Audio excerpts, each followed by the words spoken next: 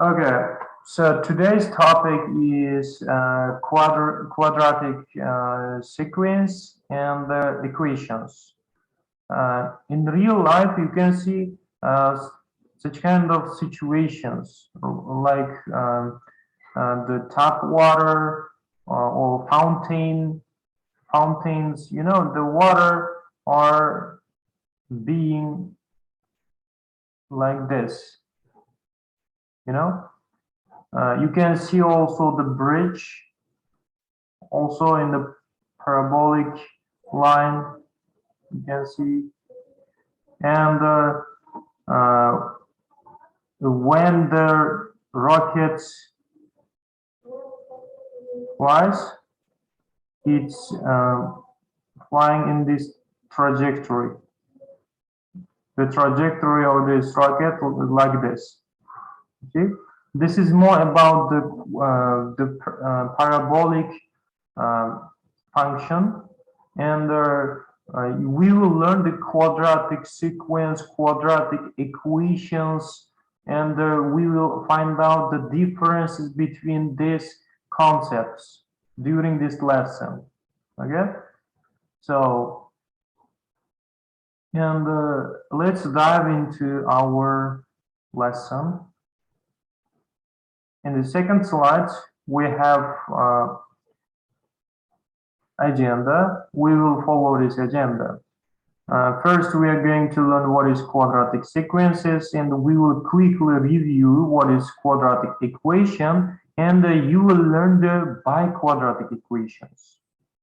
And finally, we will finish the topic with parabola. And look at this. In a banana, you have this kind of function, which is called quadratic function. The quadratic function is like this. You have dots here, you know, and you have coordinates of these dots. You plotting the quadratic equation in the coordinate system. Okay, so in real life, there are a lot of parabolic objects, parabolic expressions. That's why you have to understand quadratic concepts, which is quadratic sequence, quadratic equation, and what is parabola, what is biquadratic equation. Okay, so let's start with the quadratic sequences. The quadratic sequence, you know, is a sequence of numbers in which the second difference between each consecutive term is consistent. This is called common sequence difference, you know. So consecutive term and also a sequence of numbers. What are the difference between these two concepts? Okay, so difference here, you have to notice difference between consecutive terms and the difference between consecutive differences. You have to concentrate on them. Okay, so here you are given the quadratic sequence. Quadratic sequence. And the quadratic sequence, it's a sequence of numbers, and in which the sequence difference between each consecutive term is constant. For example, here, so the difference between 1 and 2 is plus, and the difference between 2 and 4 is 2, and difference between 4 and 7 is 3. You can see it's increasing, but the difference, second differences, which are simply obtained by taking the difference between the consecutive terms, which is difference of the difference. I mean 1, 2, 3, 4 is the same. This is called quadratic sequence. Okay, Do you understand the meaning? First, you have to find the first difference between consecutive terms, and then you have to find the difference between consecutive differences. If the second difference is constant, which means this sequence is consecutive sequence. Can you tell me what is algebraic sequence or arithmetic sequence?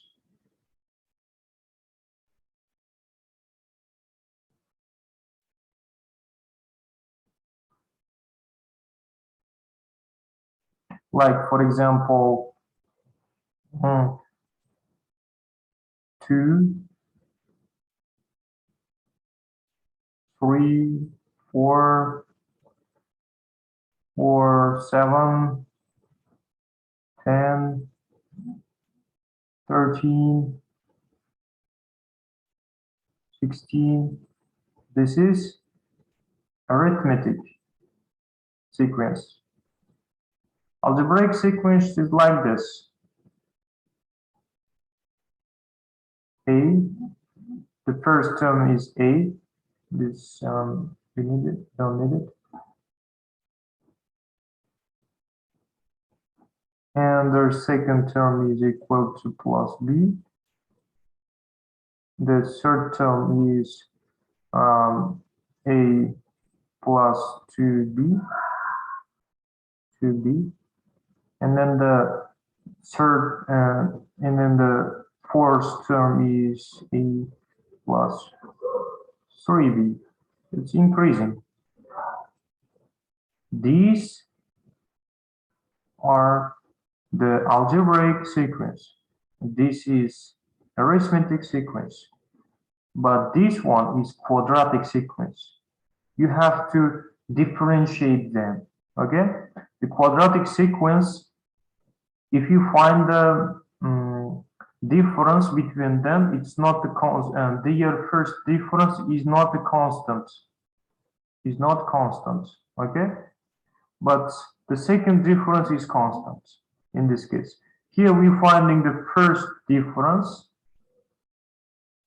Here you're finding the second difference. In the quadratic sequences, the second difference is constant, but the arithmetic and the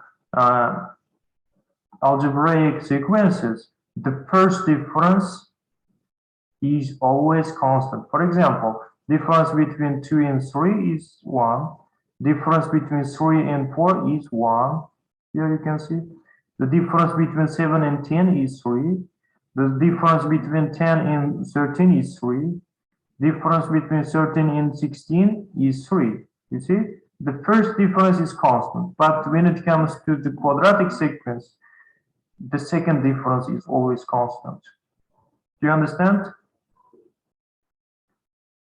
Yeah. Okay. If you get the point, let's move on to the next slide, which is how we can find the each term of this quadratic sequence. You know, as I mentioned before, these 1, 2, 4, 7, and 11 are called term. You know, term. Sequences consist of terms. You have 5 terms here. You have 5 terms of this quadratic sequence, which is 1, 2, 4, 7, 11. And now we are going to find the formula of the quadratic sequence. For example, let's look at this. This is the 5 terms of the following quadratic sequence. Here this one is general formula of the quadratic sequence. This is the general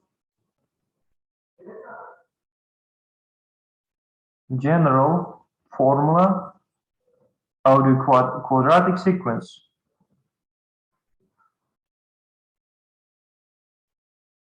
general formula of the quadratic sequence.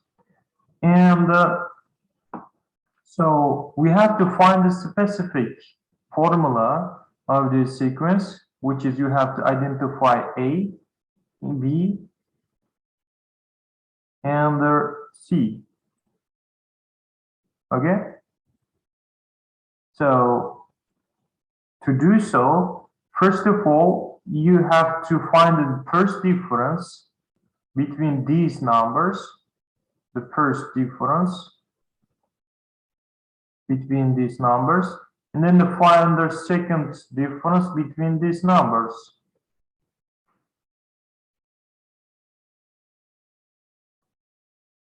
Second difference between these numbers.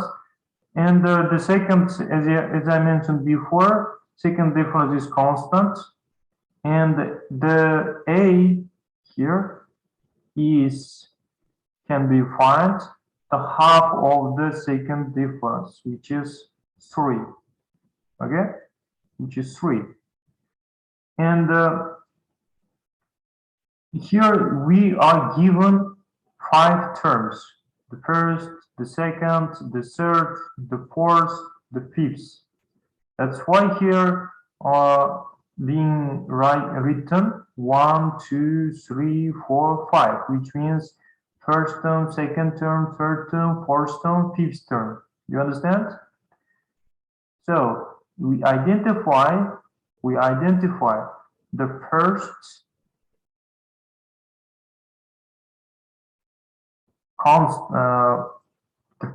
coefficient A. The first coefficient A is equal to 3, and I'm writing 3n squared. Why? Because the first term, and I'm calculating by putting the sequence number of each term, the sequence number of each term. The sequence number of 4 is equal to 1. The sequence number of 15 is equal to 2, 3, 4, 5. Okay, we have 5 terms. I wrote 5 term numbers, and I wrote the first term of this formula, general formula, and I've already identified A by dividing the second difference by 2, and I'm calculating this expression by putting the sequence number instead of n. Okay, when you put 1 in the place of n, you will get 3 multiplied 1 square, which is equal to 3. 2 square, it becomes 4, and multiply 3, it's 12, right? 3 square, 9, multiplied 3 equals to 27, right? And you will tell the fifth term by calculating its term number, okay? And write the original term below. The original term here: 4, 15, 32, and 55, 84, right? And subtract both of them. You have to subtract both of them. Okay? So to do so, you have to just make like this. So when you subtract 4 minus 3, it's 1.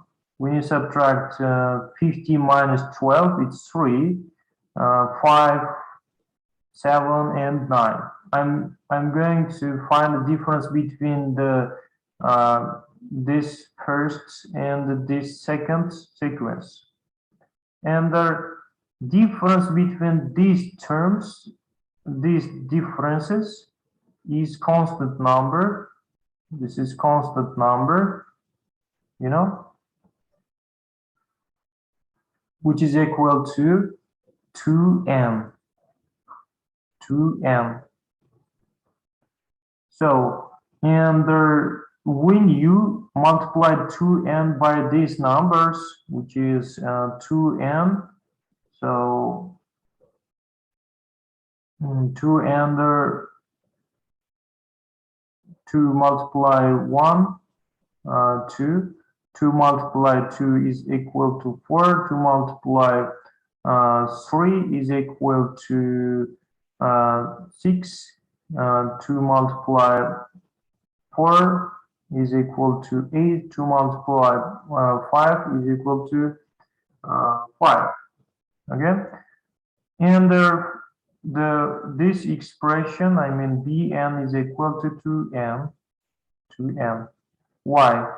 Because this one, I mean the 2 is the difference. The difference can be equal to b. Okay, can equal to b. So when you subtract this expression, I mean the 2n minus 1, it's equal to c, which is 1. And this one is 2. This one is 3. Do you understand the point? How I find the coefficients of this expression? So the constant number here is equal to b. Okay, b. And if you multiply this b by 2, I mean the 2n, and subtract 1, this is equal to 1. Okay, this is how you can find the formula of the sequences. For example, let's see how this formula works. For example, the first term is equal to 4, right? First term is equal to 4. That's why you have to put 1, because we're finding the first term. This is a general formula for this term. Okay, so 3 multiplied term number square, which is term number, is 1, because we're finding the first term, and the plus 2 multiply 1 minus 1. Okay, and this one equal to 3 plus 2 minus 1, or this is equal to 4, which is our formula is correct. Whenever you put any term number in this formula, your answer is correct. Okay, this is a specific formula of this term. This is a general formula of any term. Do you understand? Yeah. Here we're finding b. Here we're finding b. Here we're finding a. Here we're finding c. And this is our specific formula for this sequence. This is a general formula of any sequences. If you get the points, let's go to the next slide. Okay, and in the next slide, you can see the quadratic formula. You've already known this quadratic formula, which is on the square root, you have discriminant, you know, and you have White theorem, you know, White theorem. What is White theorem? Can you tell me? White theorem. You know, this quadratic equation has 2 roots only, which is x1 and x2. And by using these roots, how can we identify the White theorem? Can you define the White theorem?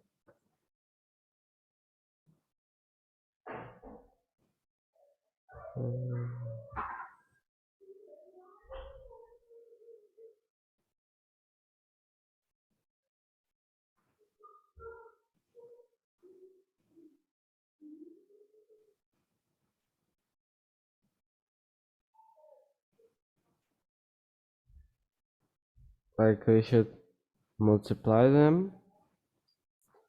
Yeah. The multiplication of this quadratic equation is equal to C divided by A. C here, A here, you know? And the addition of these two roots is equal to the reverse, the minus B divided by A. Do you understand? Here B, you have reverse term, reverse sign of this fraction. Okay, this is White theorem. This is just quick reminder for you about what the quadratic formula and the quadratic equation is, and why do we need White theorem. You know, this is a system of equations. You have two systems here, and for example, here by knowing the coefficients of this formula, the ax squared plus bx plus c equal to 0, by identifying the coefficients a, b, c, you can find the roots, you know, you can find the roots, or by using the White theorem, by using this system of equation, you can guess the numbers and guess the, for example, the solutions of this White theorem without doing this calculation. That's why we need the White theorem, you know, okay? And so if the A equals to 1, for example, if A equal to 1, this equation becomes minus B and C.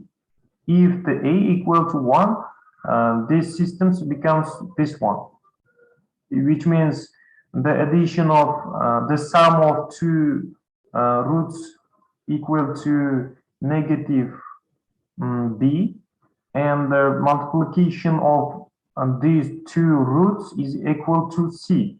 Do you understand?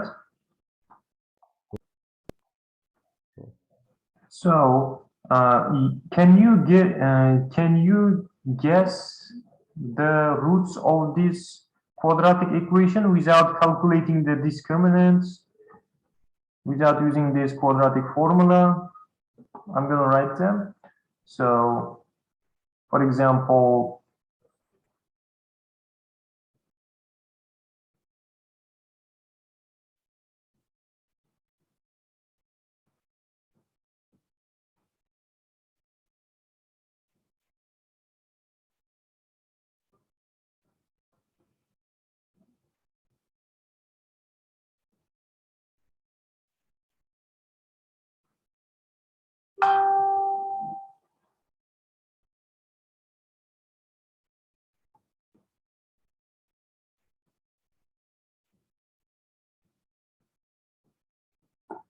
can you tell me the roots without calculating?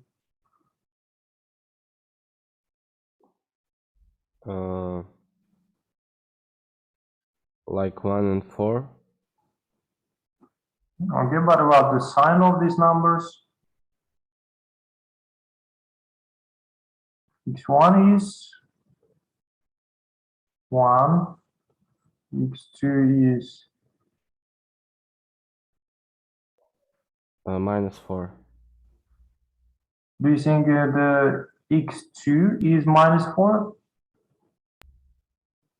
Yes. Incorrect, actually. This is not the solution.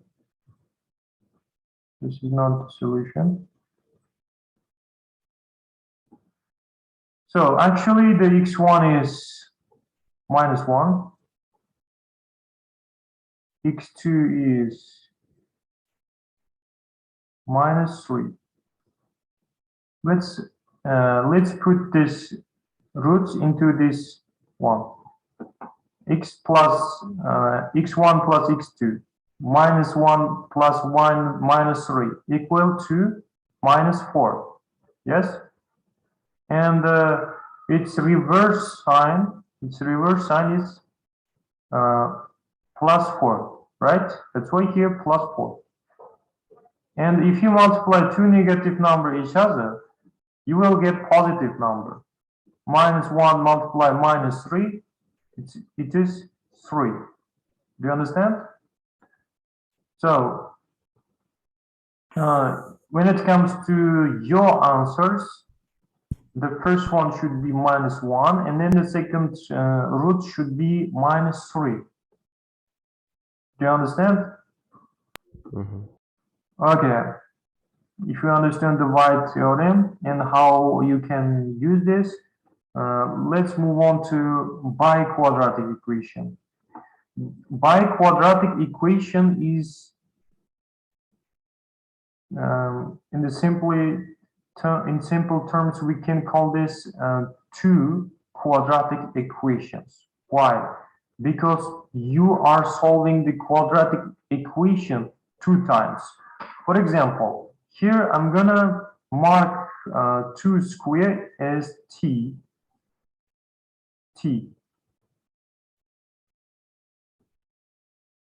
By the way, this formula is the formula of the biquadratic equation. X power 4, x squared plus 3. And I'm gonna mark x squared as t,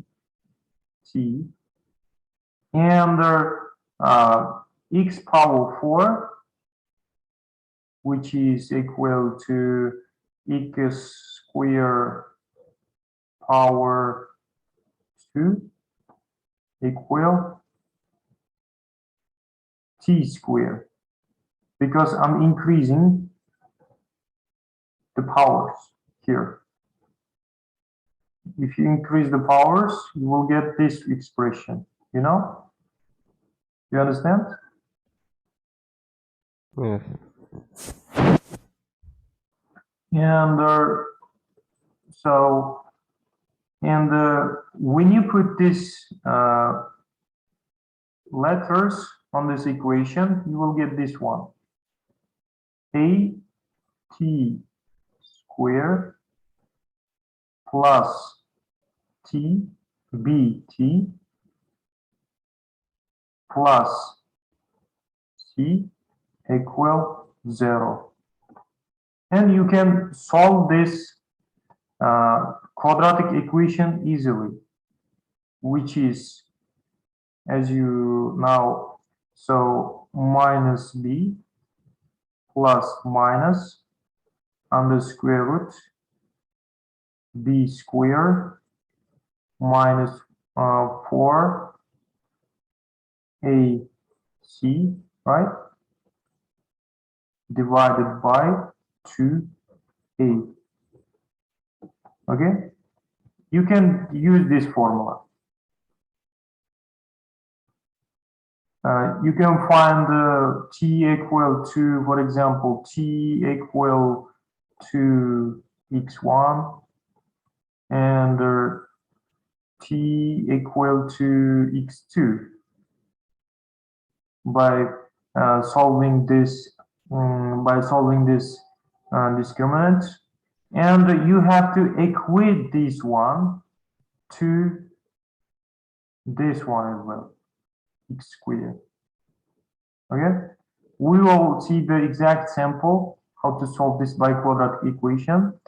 And one more thing, let's look at the diagram of this equation.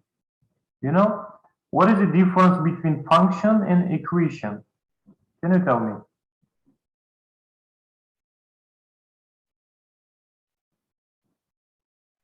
Function. The difference between letters. Function and equation.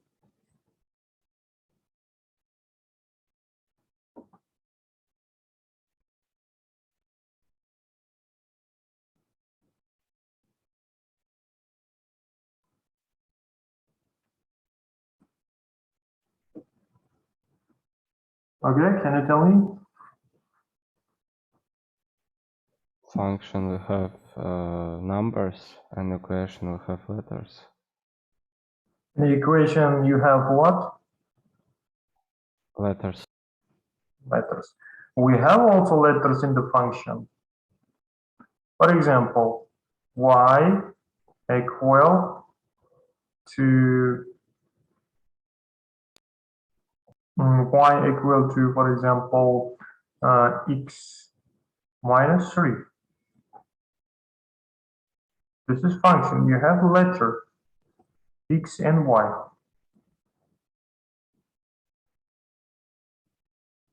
This is function. In the equation, in most cases, you have only one variable. You have only one variable.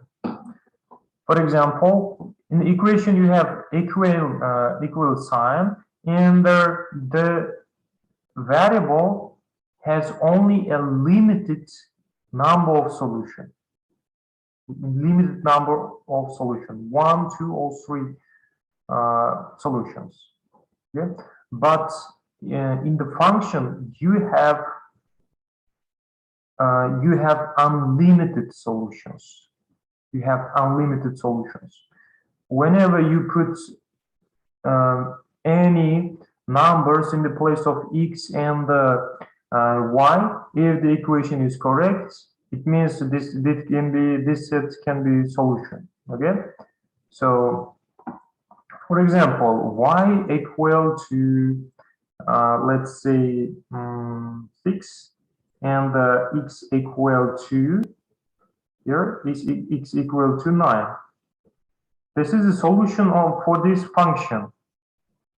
When you put 6 on the place of y and in the place of x 9, and when you subtract the 9 minus 3, and you have 6 here. Okay, and when it comes this one, I mean, so in the place of y you have 12. In the place of x you have 15. This is also solution for this function. You understand? This continues unlimited, but when it comes to this, I mean x minus 3 equal to 0, which is equation has only limited number of solutions, which is x should be equal to 3. Whenever we put other numbers, for example, 7, 5, minus 3, any number, you can't take 0 when you subtract 3. Do you understand the difference between function and equation? Function has unlimited solutions. Equation has a limited solution. Mm-hmm.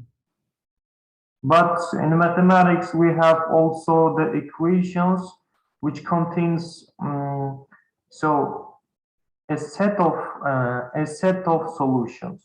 But this is not equal to the functions as well. I will explain in my next lessons. Okay, so this is a plotted graph of the biquadratic equation. As you can see here, this biquadratic equation has curve here, and you can see the branches of this biquadratic equation. You know, this is the how the biquadratic function graph looks like. And let's look at how we can solve this biquadratic equation. By the way, this is the functions graph. This is the functions graph. X power 4 plus b x squared plus c. Yeah, this is the graph can be plotted for only functions. Okay, so let's go to the next slide. In the next slide, you can see the solution of this biquadratic equation. As you can see here, the x squared is being marked as z, and the z squared becomes 4 power x power 4, you know, and you will get this quadratic equation. And you using the quadratic formula, which is the discriminant that I wrote previously, and you will get these answers. For example, z equal to 2, right? And z equal to -1. -1 can't be answered. Why?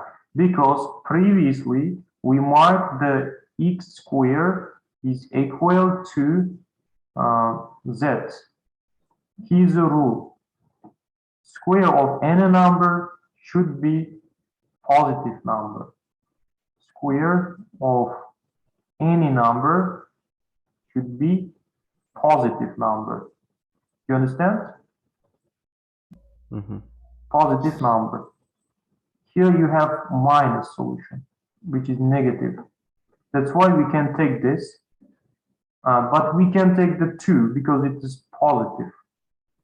And x squared, we previously marked the x squared as z, as you notice here, and z equal to x squared equal to 2. And you can find the x squared, the x itself, by taking the square roots from both sides, which is the first one is plus, second one is minus. And you can put this in this equation. For example, the under square root 2 power 4 minus 5 multiplied. So under square root 2 power 2 plus 4. This one becomes 4. Because 2 of them goes to the square root, 2 of them goes to the 2 square, you know? And multiply 2.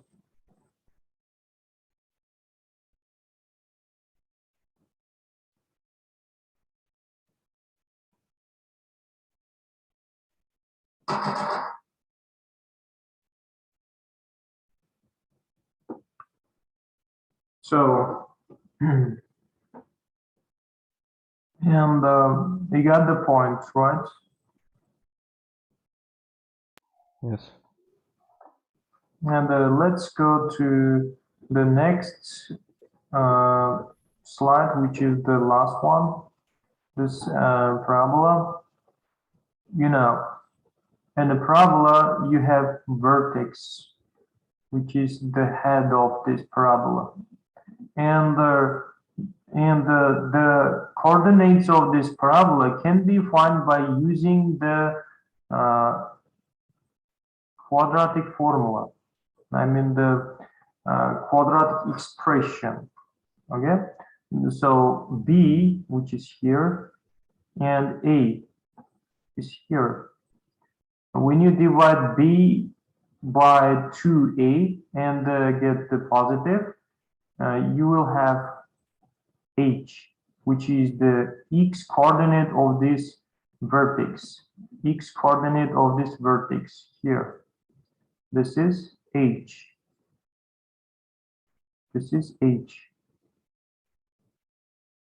From here until here, you have h. And what about the y coordinate of this vertex? Y coordinate is equal to key. And the key is, in our case, equal to c. You know, c. So if the graph, if the graph across the x line or x arrow, you know, here you have two arrows, x arrow and y arrow. If the graph cross, this is graph, this is parabolic graph, and the graph is crossing the x arrow.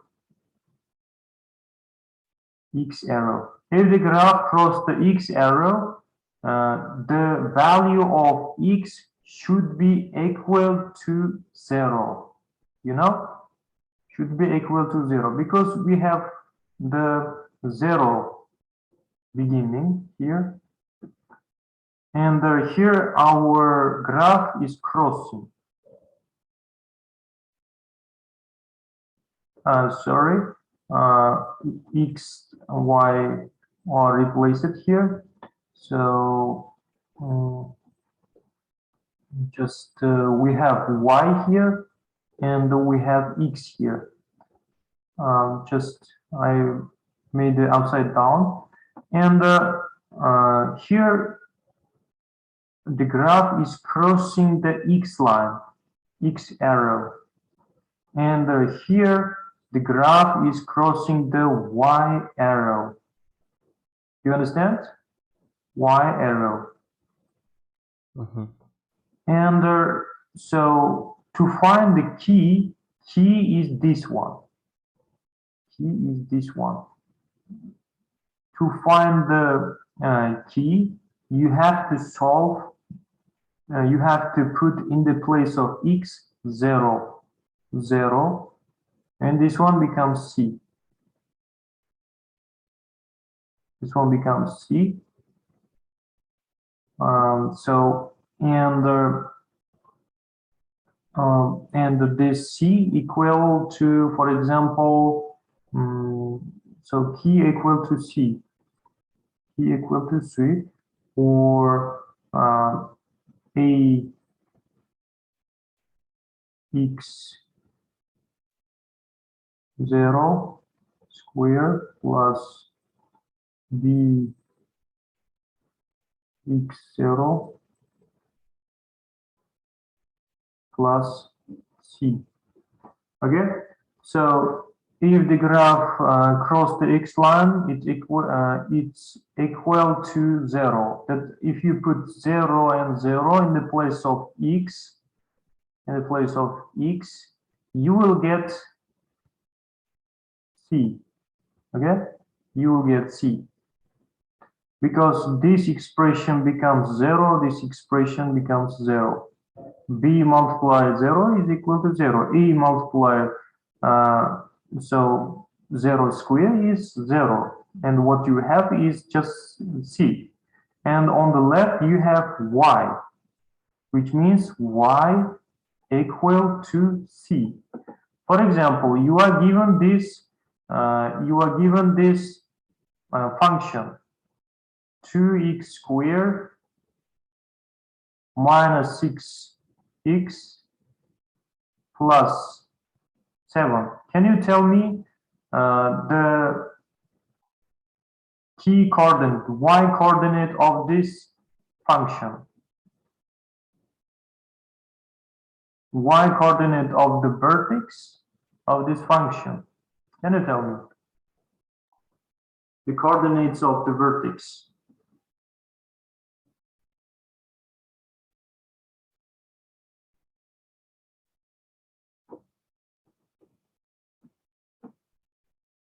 You know, the vertex has two coordinates, x and y. Y can be found, x coordinate can be found by using this formula, you know, by using this formula. And now y can be found if you put in the place of x 0, you will get c, which is equal to y, you know. It's so simple. Can you tell me the coordinates of this function? Vertex coordinates. So x coordinates of this vertex, can you tell me? Just we put 0 on x, yes? yes, if you put the 0 on the x, because when the graph crossed the x line, here it's crossing, and the coordinates of this cross section is equal to 0, you know? That's why you have to put 0 in the place of x, and you will get finally the 7, which is y equal to 7. So the key equal to 7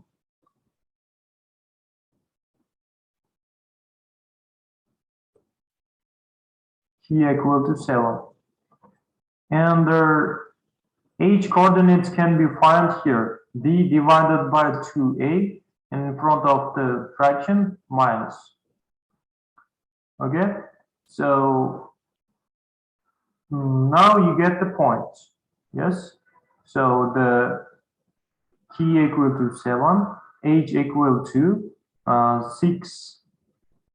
I mean the minus 6 divided by 2 multiply a, or 2 multiply 2, which is equal to, so minus 6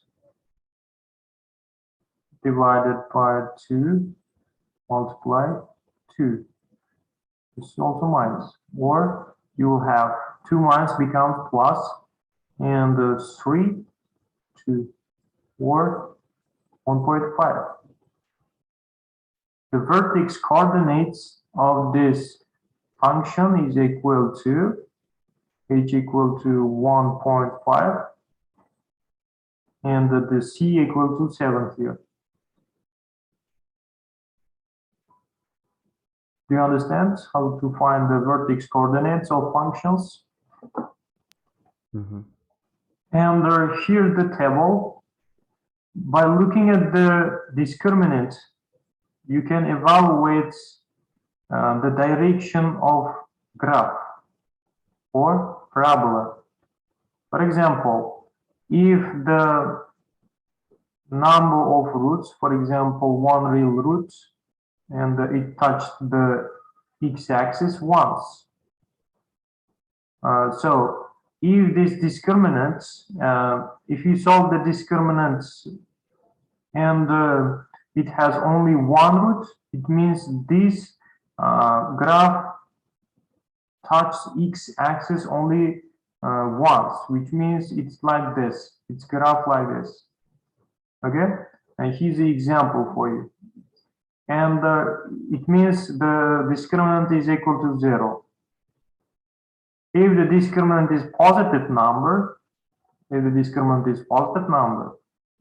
means it has 2 roots, 2 real roots, and it touched the x-axis twice.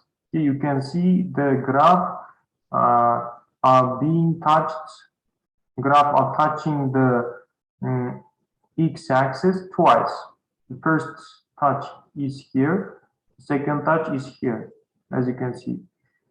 And if the discriminant is less than 0, it means it doesn't have roots.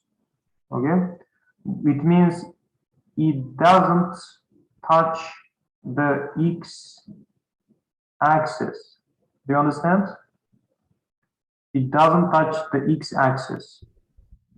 So, and here you can see how you can evaluate the graph for this no real roots case. And you have minus discriminant, which means you don't have any real roots because the graph doesn't touch the x-axis. Okay. One more interesting thing, if the discriminant is a perfect square, for example, 1, 4, 9, 25, 0. Okay, it means it has one or two real rational roots. Real rational roots. Okay, so for example, this quadratic equation has discriminant 25. Okay, it means it has one or two real rational roots, and it can cross this axis twice or once, which is the 0. Do you understand the how you can evaluate the graph of quadratic function by its discriminants? Yeah. And one more thing. For example, you are given the quadratic function. The quadratic function, for example, ax squared bx plus c. This is a general formula for quadratic functions. And if a is positive, which means the branches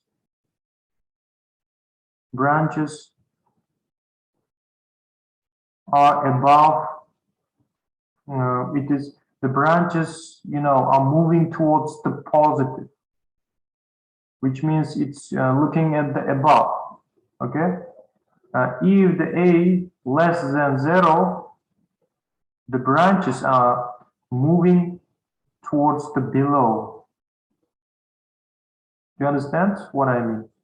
For example, this one, 2x squared plus 3x, for example, plus 7 equal to 0. As you can see here, this one is positive number, which means if you plot the graph of this function, the graph moving towards the above. Okay? Always.